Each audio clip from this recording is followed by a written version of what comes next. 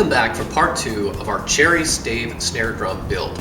In this video, we'll go through the finishing process to turn this raw wood shell into a beautiful snare drum that also sounds great. So we'll start out with sanding the surface and removing all of the tool marks that were created during the milling process.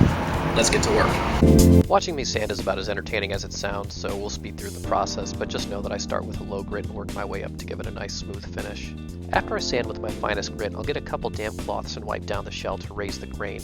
Once the shell dries, I'll knock the grain down with a fine grit sandpaper to give it an even smoother feel. This also gives us a preview of the color of the drum. This cherry really pops with a nice red color that will bring out permanently when we apply some Danish oil later.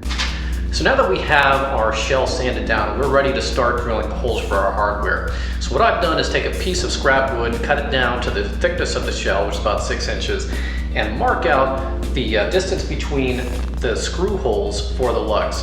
So now I can take this piece of scrap wood and take it all the way around my drum shell, and the holes for the lugs will be the same height and same distance around.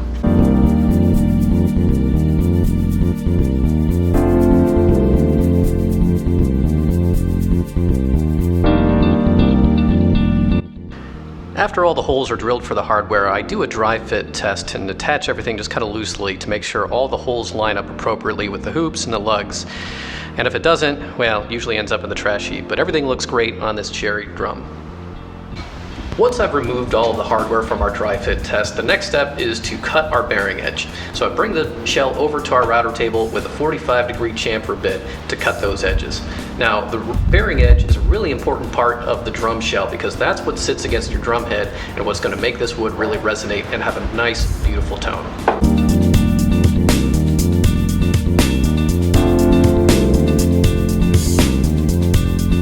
So at this point in time, there's really not much left to do with this cherry drum shell.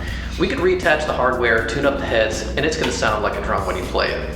But we really want to make the color in this cherry wood pop. So what we're going to do now is apply some Danish oil to really bring out the natural red tones in this cherry.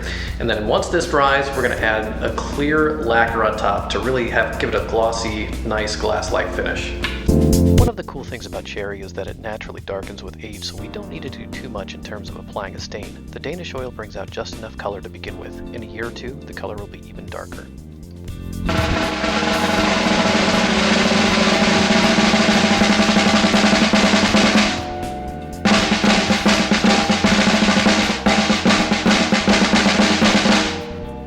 Thanks for joining me on this drum build journey. I hope you've enjoyed watching these videos as much as I've enjoyed building the drums. And if you have liked watching these videos, do me a favor, hit that like and subscribe button below to continue to see more woodworking and drum builds in the future. Until that time, I hope you have clear skies and tailwinds.